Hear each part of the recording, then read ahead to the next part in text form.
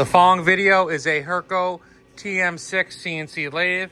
Chris is going to run a brief video demonstration for us today. All right, now we're going to go ahead and start with moving around the axis. We'll start for Z. Nice and smooth. Now we'll go ahead and move the axis for X.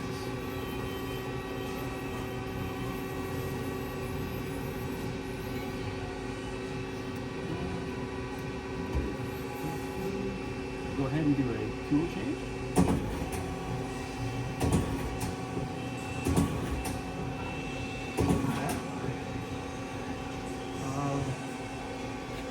Chuck release. Open. Close. Then we've got the tailstock quill. Open and close. Go ahead and turn on the spindle. It's about 600 RPM. We'll step it up to 1,000. 1,000. It's 2,000. 3,000. 4,000.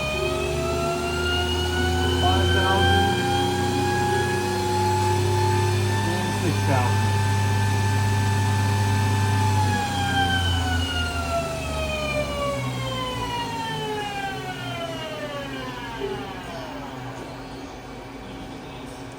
.500 RPM. Again, the following video is a HURCO TM-6 CNC lathe.